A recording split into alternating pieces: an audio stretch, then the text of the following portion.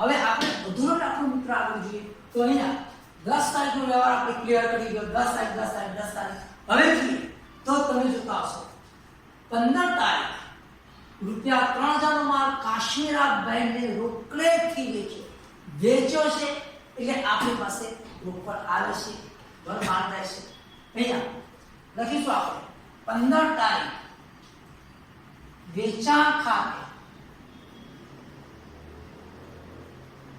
કૌંસની અંદર કાશ્મીરા બેંક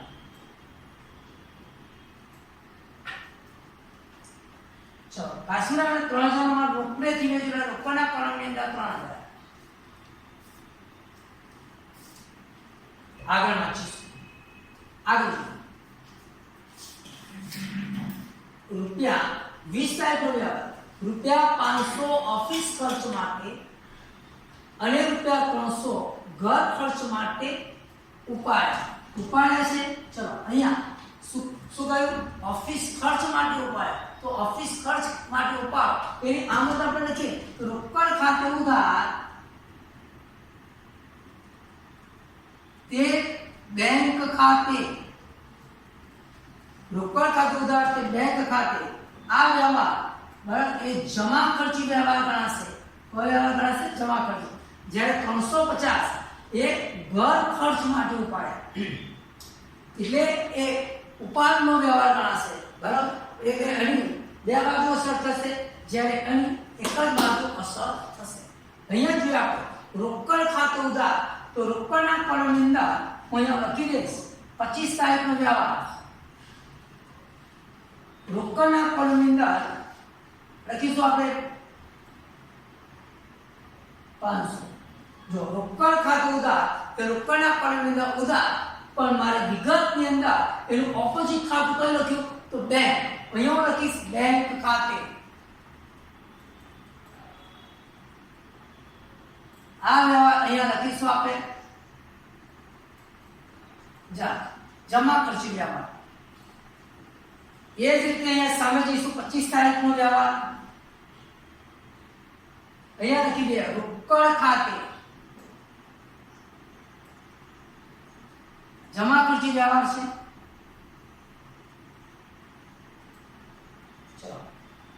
ચલો બેંકના કોલમની અંદર આપણે લખીશું 500 રૂપિયા બેંકના કોલમ કેટલા લખીશું 500 ઓકે હવે આગળ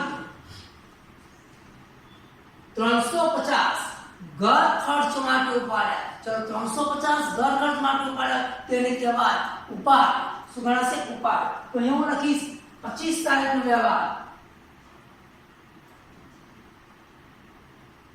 ઉપાડ ખાતે ઉપાડ્યા છે બરાબર ઉપાડ ખાતે ઉપાડ્યા તો જો અહીંયા ક્યાંથી ઉપાડ્યા તો રૂપિયા 500 ઓફિસ ખર્ચ માટે 350 ઘર ખર્ચ માટે ઉપાડ્યા તો બેંકમાંથી ઉપાડ્યા છે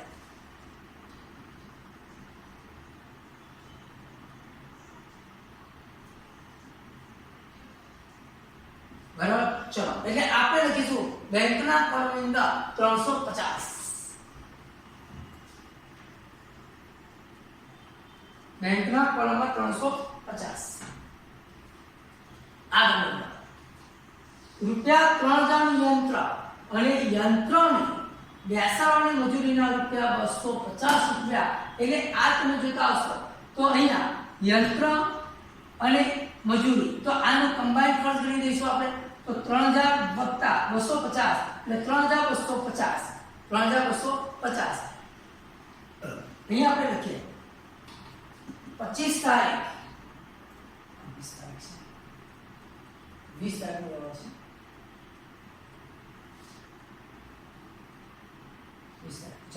25 તારીખ નો વ્યવહાર છે અહીંયા લખીએ યંત્ર ખાતે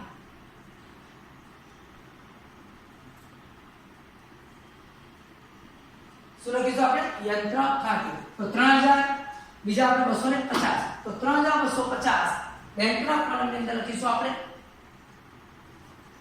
3000 નું યંત્ર અને યંત્ર બેસાડ મજૂરી રૂપિયા 250 ચૂકવ્યા તો 3250 ચૂકવ્યા છે તો રોકડ 3250 એ આપણે રોકડના કોલમની અંદર લખીશું આગળ હવે જો 30 તારીખનો વ્યવહાર 1000 રોકડા હાથ પર રાખી બાકીની રકમ બેંકમાં ભરી. કેટલા રાખ્યા આપણે અહીંયા 1000 રોકડ હાથ પર રાખી તો અહીંયા લખીશ તારીખ છે મારી પાસે 30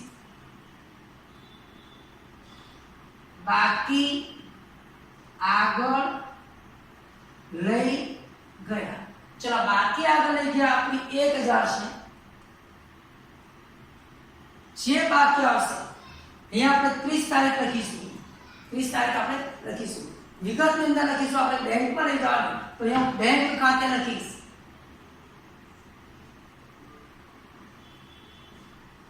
અહીંયા બેંક જે બાકી આવશે બેંક ખાતે લઈ લઈશું. અહીંયા 30 તારીખ અહીંયા હું લખીશ રોકડ ખાતે. જે બાકી આવશે હું બેંકના કોલમમાં લખીશ. ઓકે, હવે જો આપણે જરા ખાતું બંધ કરીએ તો આ બાજુનો સરવાળો કરીએ. પહેલા સૌપ્રથમ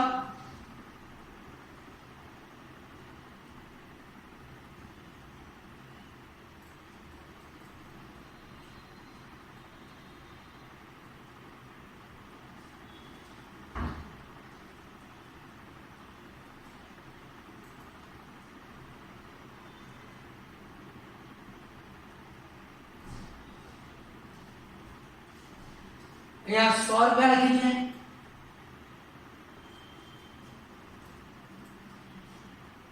10,000 વત્તા 1900 વત્તા 3,500 એટલે અહીંયા 15,400 આપણું ટોટલ આવશે. 15,400 માંથી આપણે લખીશું ભાગાભાગી કરે 4,410 માઈનસ 100 રૂપિયા માઈનસ 3,250 માઈનસ 1,000 6,640 અહીંયા ટોટલ 15,400. આ 6,640 આયા. અહીંયા આપણે લખીએ તો રોકડના કોલમની અંદર છે તો અહીંયા લખાશે બેંકના કોલમમાં.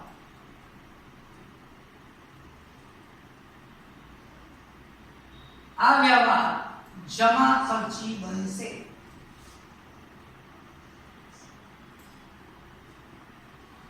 હવે જોઈએ સરળ કરો. 8,000 વત્તા 6,640 એટલે અહીંયા આપણું ટોટલ 14,640. હવે જો તો 14,640 માંથી આપણે લેસ કરીએ એટલે આપણને બાકી મળશે 14,640 માઈનસ 5,000 માઈનસ 500 503 350 એટલે અહીંયા આપણને બાકી મળશે 8,287. 8,287 અહીંયા 14,640. અચ્છા, અહીંયા તમે જોતા હશો તો આપણી આ બાકી આવે બરાબર. તો હવે લખીશું અહીંયા તારીખ આપણી પૂરી થઈ ગઈ એટલે સપ્ટેમ્બર બરાબર. અહીંયા લખી દઈએ ઓક્ટોબર બાકી આગળ લાવ્યા. અહીંયા 1,000 અહીંયા આવશે 8,287. ઓક્ટોબર 1 બાકી આગળ લાવ્યા 1,000. અહીંયા બેંકની બાકી 8,287. હવે મિત્રો તમે જુઓ છે તો આખો એક એક્ઝામ્પલ આપણે ક્લિયર કર્યો છે. હવે જો વ્યવસ્થિત રીતે તમે લખી લો. ચલો okay, C you next time આપણે ફરીના લેક્ચરમાં મળીશું.